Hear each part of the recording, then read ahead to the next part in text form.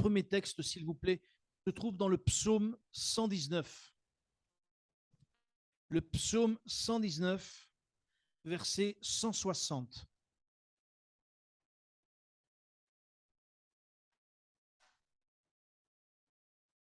Je le dis régulièrement et je crois que s'il y a une chose que j'ai comprise dans ma petite vie et dans ma petite foi, c'est que la parole de Dieu est essentielle pour nos vies.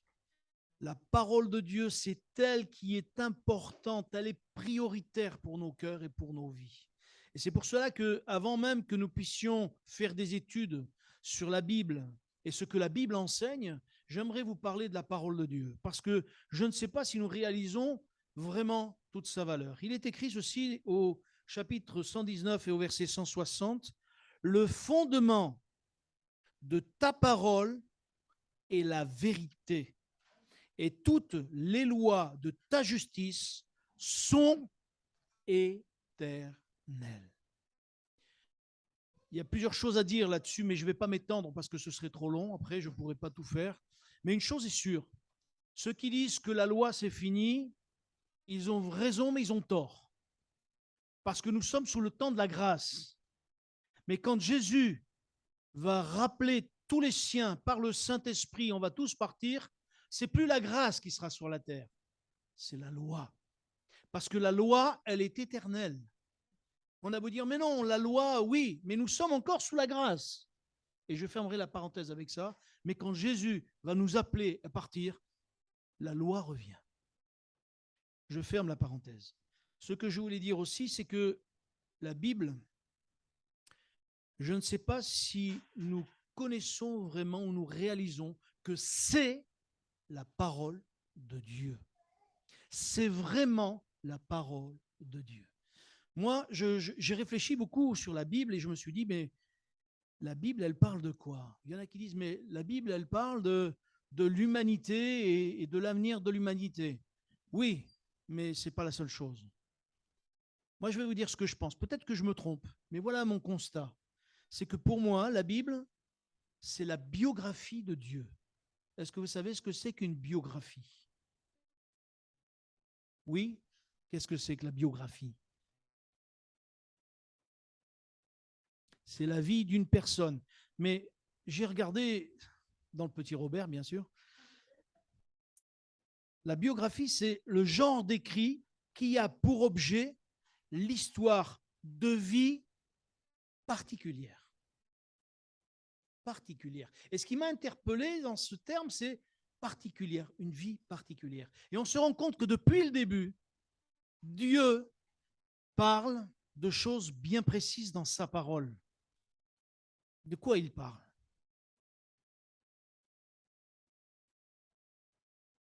De plein de choses. Dans une biographie, qu'est-ce qui se passe dans une biographie? Les gens disent, voilà, il est né à tel endroit, à tel endroit. La Bible ne dit pas ça. Pourquoi? Parce que Dieu, il n'a pas de commencement, il n'a pas de fin. Ça, c'est la première des choses. Il n'a pas de commencement, il n'a pas de fin. Et déjà, ça devrait nous interpeller. Et Dieu n'essaye pas, dans la Bible, de prouver qu'il existe. Il dit quoi? Au commencement, Dieu créa les cieux et la terre. Pour lui, c'est tellement une évidence qu'il existe. Alors les gens disent, mais non, mais on va... Dieu est éternel et Dieu existe. Et Dieu a voulu que les gens puissent réaliser au travers de sa parole ce qu'il est. Parce qu'il a voulu se décrire quelque part. Dans la parole, il n'est pas seulement parlé de l'humanité, mais il est parlé de Dieu dans l'humanité, de Dieu durant toute l'humanité. Parce que si vous regardez bien, le début de la parole, il commence avec la lumière. Et il finit avec quoi? Avec la lumière de Jésus-Christ qui éclaire la cité céleste avec tous les saints. Commence avec la lumière, ça finit avec la lumière. C'est Dieu qui montre tout au long de la parole de Dieu qu'il est là et qu'il est là et qu'il est encore là.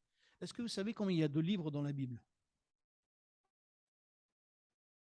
Oui, 66. Combien dans l'Ancien Testament? 39. Dans le Nouveau?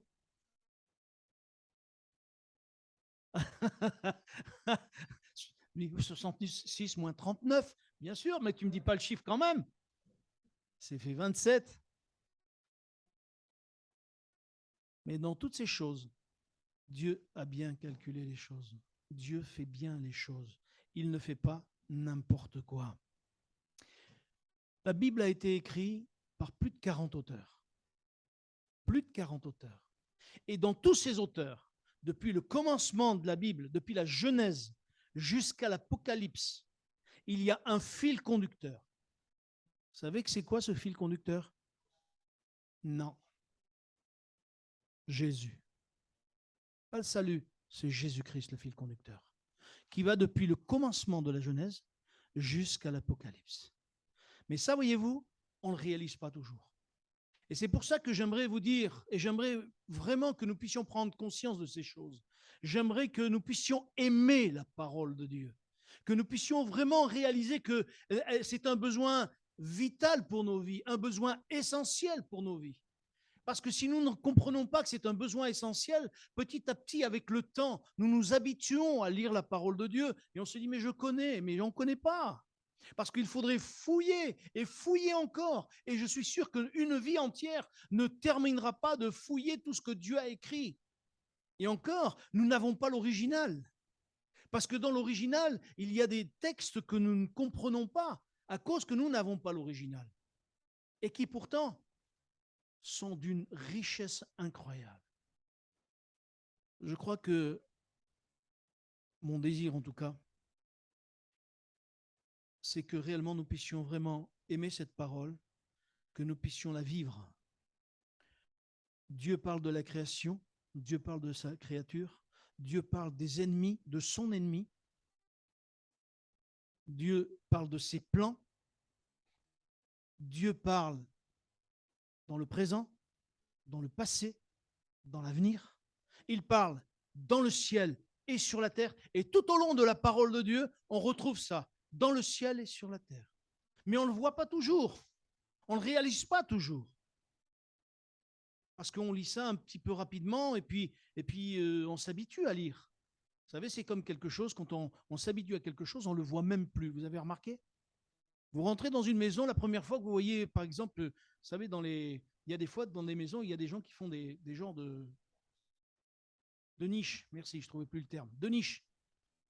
La première fois que j'ai vu ça, j'ai dit, tiens, tu fais quoi avec cette niche-là? Je ne sais pas, je pose une fleur, ça. Je dis, oh, d'accord. Et après, tellement habitué à passer devant, je n'avais même pas remarqué qu'il avait changé de fleur, il n'avait même pas vu. Pour moi, il y avait une niche et c'est tout. Je ne m'étais même pas rendu compte que. Et la parole de Dieu, c'est pareil. On la lit, on la lit, on la lit, on s'habitue. Et j'aimerais vous dire qu'il est important que nous ne puissions pas nous habituer à lire la parole de Dieu, mais que toujours nous puissions dire, Seigneur, aide-moi. Aide-moi vraiment à connaître ta parole de plus en plus. Je crois que si nous voulons grandir avec Dieu, il est nécessaire de comprendre que déjà la Bible doit être la source de notre foi. Je l'ai entendu tout à l'heure, la foi vient de ce qu'on entend vient de la parole de Dieu. C'est un verset que vous connaissez. Vous savez où c'est qu'il est? Comment? Oui? Non, pas loin, 17.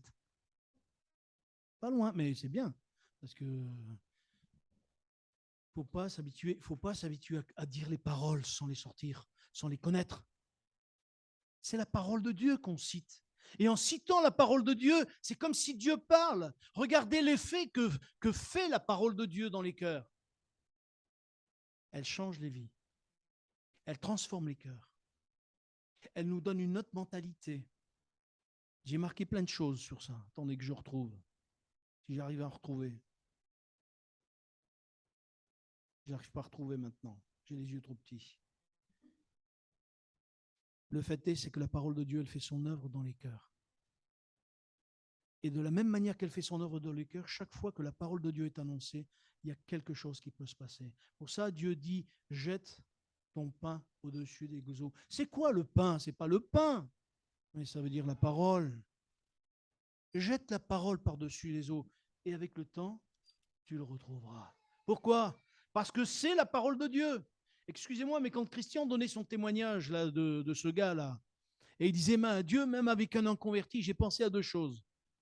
La première, c'est que Dieu se sert même d'un âne pour parler. Excusez-moi, hein, c'est pas péjoratif, hein, c'est pas du tout. Et la deuxième, c'est que quand les pharisiens ont dit, mais fais les taire, Jésus a dit, mais s'ils se taisent, les pierres crieront. Parce que Dieu est capable de faire crier les pierres. Et je peux vous dire que chaque fois que nous allons annoncer la parole de Dieu à bon escient, la parole de Dieu va porter son fruit. D'où l'importance de la connaître dans nos cœurs, et non pas dans notre esprit seulement, mais dans nos cœurs, que nous puissions la porter dans nos cœurs, parce qu'elle veut porter du fruit dans nos vies. Dieu veut que cette parole puisse porter du fruit dans nos vies. Et si nous réalisons pleinement cette parole, alors nous verrons les fruits de la parole. Et les fruits de la parole, c'est le changement de notre vie d'abord. Après, ce sera le changement de l'Église ensuite. Et après, ce sera le changement de notre quartier ensuite. Vous n'avez pas envie de voir ça? Mais c'est pour ça qu'il faut proclamer la parole. C'est pour ça qu'il faut la connaître, la parole. Parce qu'elle est celle qui vraiment, allez, elle est vivante. J'aimerais lire un premier texte avec vous parce que j'aimerais voir maintenant ce que la Bible dit d'elle-même. Vous savez ce que la Bible dit d'elle-même? La première chose que j'ai eue dans mon cœur, c'est ça, Hébreux chapitre 4 et verset 12.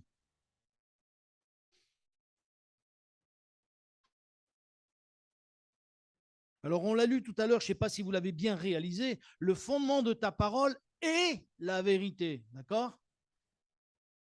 Et toute la loi de ta justice sont éternelles. Hébreux 4, 12.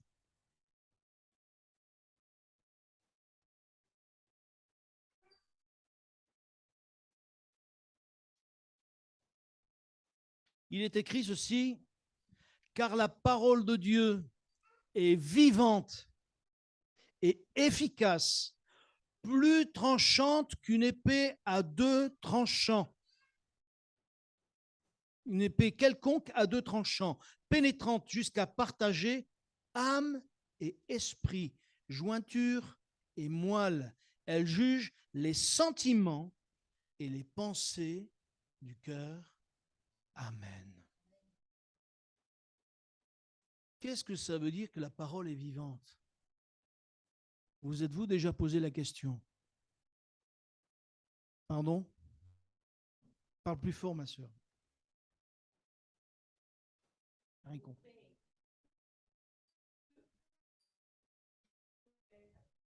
Elle opère. Ah, elle opère. Opère, d'accord.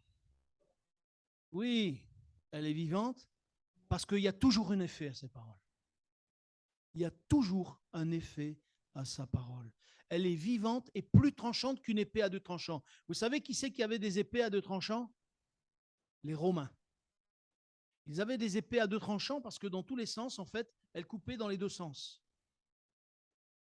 D'habitude, les épées, elles coupent que dans un sens, c'est-à-dire comme ça.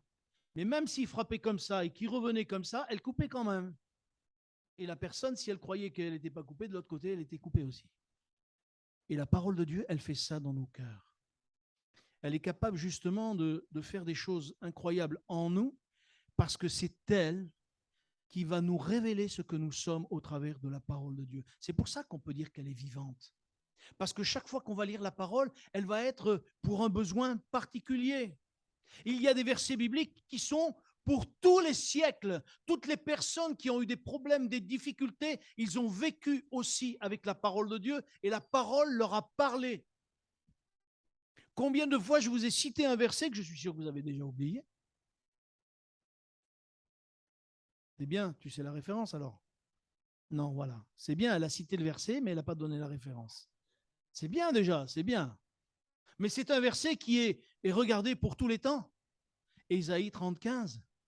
Ainsi parle l'Éternel.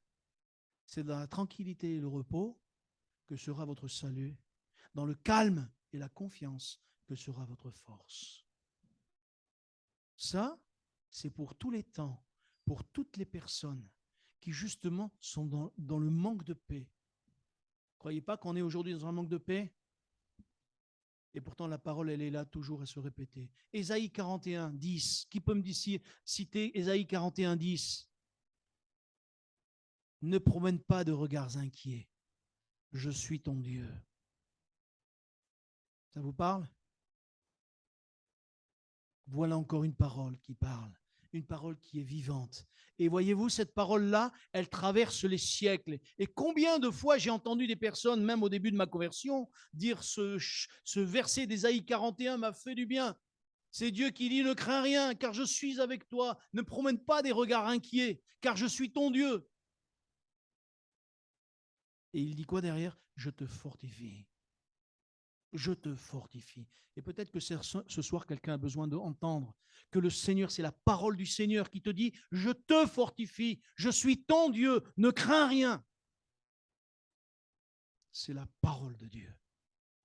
Prenons conscience que la parole, elle est vivante, elle est efficace et qu'elle peut changer nos cœurs et nos pensées.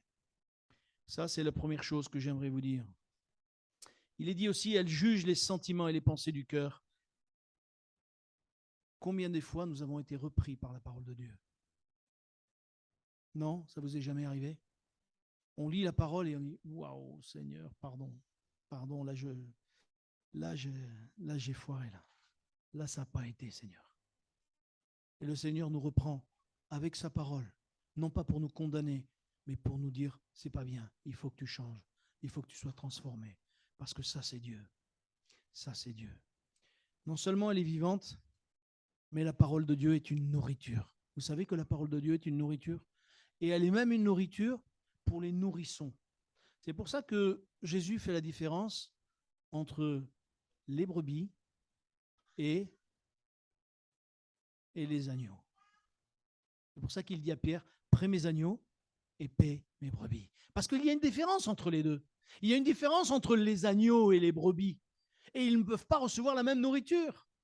Dans 1 Corinthiens, s'il vous plaît, au chapitre 3,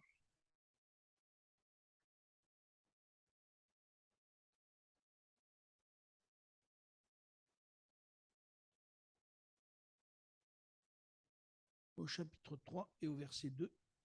Ah, pourquoi j'aime pas le micro? Je ne peux pas tourner les pages comme je veux.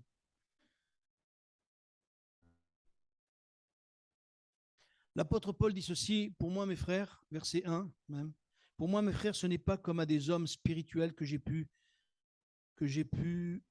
parler. Je pu vous parler, merci. Mais comme à des hommes charnels, comme à des enfants en Christ. Je vous ai donné du lait, non de la nourriture solide, car vous ne pouviez pas la supporter et vous ne le pouvez pas même encore à présent, parce que vous êtes encore charnels. Amen. Il est étonnant que l'apôtre Paul parle de nourriture, de lait. Dans les Hébreux, dans le livre des Hébreux aussi, il est parlé que l'apôtre va dire, celui qui a écrit les Hébreux, il dit, vous ne pouvez même pas manger de la nourriture solide. Vous êtes encore au lait spirituel. Ça existe le lait spirituel? Mais qu'est-ce que c'est que le lait spirituel? Est-ce que vous savez ce que c'est que le lait spirituel? Ça vous a jamais posé question, ça? Si? Et vous avez trouvé ou pas? C'est quoi le lait spirituel alors? Ah, tu penses que? Oui.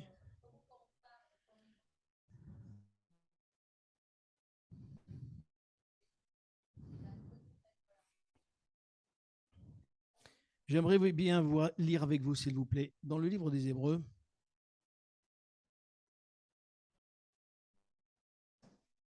Et on va voir justement ce que c'est le lait spirituel.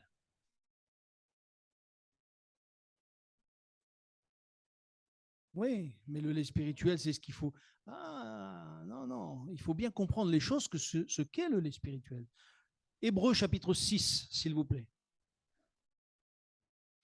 Et l'apôtre qui a écrit ça, il dit d'abord aux gens, mais la nourriture solide est pour les hommes faits, pour ceux dont le jugement est exercé par l'usage à discerner ce qui est bien et ce qui est mal.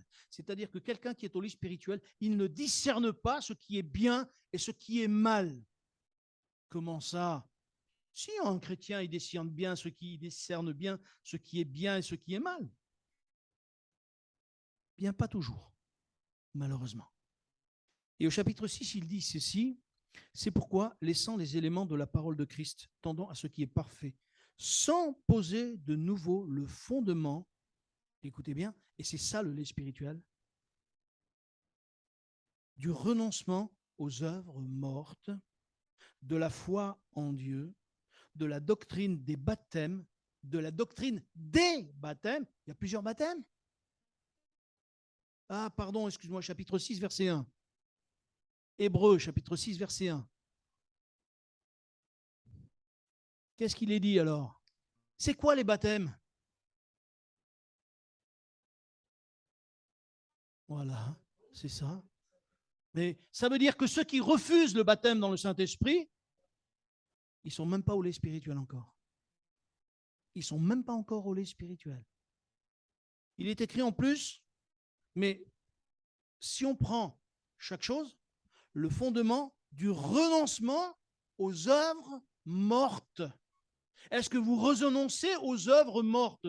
Qu'est-ce que sont les œuvres mortes? Je vous invite à réfléchir à la maison. Qu'est-ce que c'est que les œuvres mortes? Pourtant, l'apôtre dit que c'est le lait spirituel, le renoncement aux œuvres mortes. De la foi en Dieu, de la doctrine des baptêmes, de l'imposition des mains et de la résurrection des morts et du jugement éternel. Amen. Voilà le lait spirituel. Si nous n'avons pas compris ces petites choses, ça veut dire que quelque part, nous avons besoin de revenir à la parole de Dieu, parce que la parole va nous nourrir par rapport à ça. Elle va nous nourrir par rapport à ce que nous devons savoir sur Christ, qu'il a déjà tout payé, qu'il a tout accompli, qu'il nous a pardonné, qu'on a juste à rentrer dans sa grâce et à faire ce qu'il nous demande. Ça, c'est le lait spirituel. L'apôtre Pierre en parle au chapitre 2, verset 2 aussi. La parole, je vais vite aller parce qu'il est déjà 9h20 passé. La parole de Dieu, elle est aussi de l'eau. Éphésiens, s'il vous plaît, au chapitre 5. Mes frères et sœurs, ce qui est important, c'est que ce que l'on dit et ce que l'on croit puisse être écrit dans la parole. Si ce n'est pas écrit dans la parole, et si c'est écrit qu'une fois, ce n'est pas une doctrine. Il faut que ce soit écrit au minimum 2 fois. Vous savez pourquoi il faut que ce soit écrit 2 fois au minimum? Est-ce que vous savez? Vous avez déjà réfléchi à ça? Exactement. Comme dans l'Ancien Testament, il est dit, il faut au moins 2 témoins pour qu'ils affirment que véritablement c'est vrai. Et la Bible, justement, elle a des fois 2 fois et des fois 3 fois où elle dit la même chose, que ce soit dans l'Ancien Testament, dans le Nouveau. Et ça, c'est important que nous sachions ces choses-là. Parce que les gens, certaines fois, avec un verset biblique, ils en font une doctrine. Et après, on se retrouve avec des trucs bizarres et on se dit, mais comment ça se fait que les gens, ils ont pensé ça bizarrement? Mais parce qu'ils ont sorti le texte du contexte et ils ont fait tout et n'importe quoi. Pardon? Oui, ils ont fait un prétexte, oui. Il est important, mes frères et sœurs. Je vous ai dit, Éphésiens chapitre 5. Non, 26. Si je ne me suis pas trompé. Oui.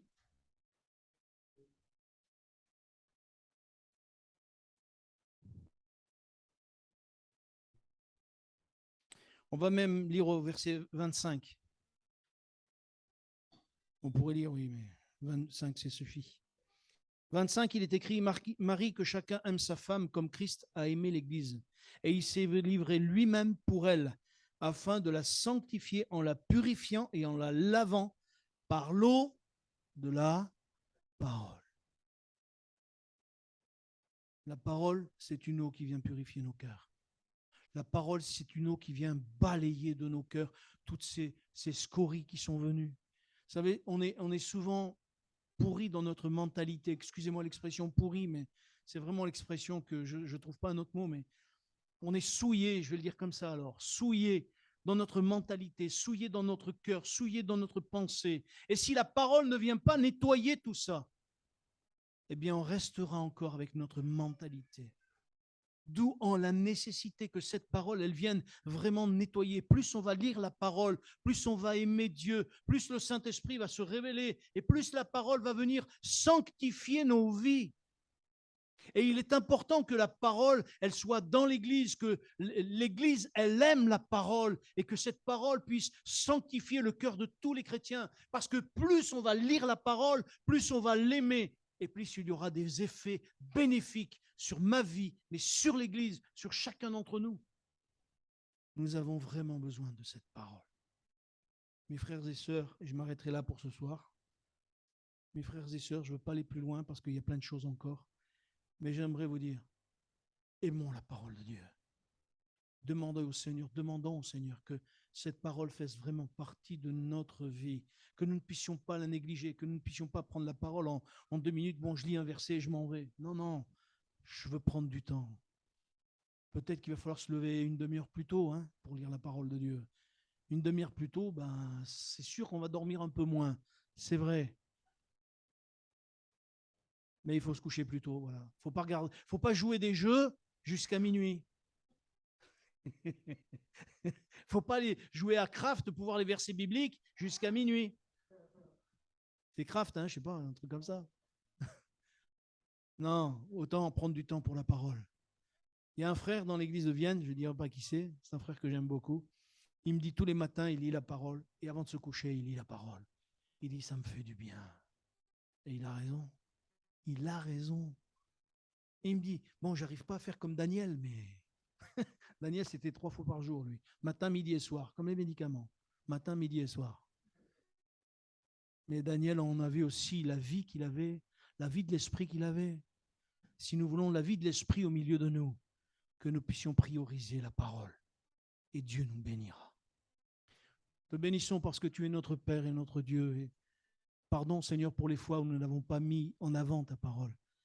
Pardonne-nous, Seigneur, dans les fois où nous n'avons pas vécu comme toi tu voudrais qu'on le vive, ta parole. Alors je veux te prier pour chacun d'entre nous, nous qui sommes là, mais tous ceux aussi qui sont sur Internet. Je veux te demander, Seigneur, de les bénir et de nous bénir, afin que ta parole soit vraiment dans nos cœurs et dans nos vies, que nous puissions la vivre, Seigneur, que nous puissions l'aimer, que nous puissions mieux te connaître au travers de cette parole, et que vraiment par ton esprit, Seigneur, nous puissions vivre ce que tu as fait vivre aux disciples, les miracles, les prodiges, le salut des âmes et ta présence au milieu de nous constamment. Seigneur, dans le nom de Jésus, je te le demande et je te dis merci, notre Père. Amen.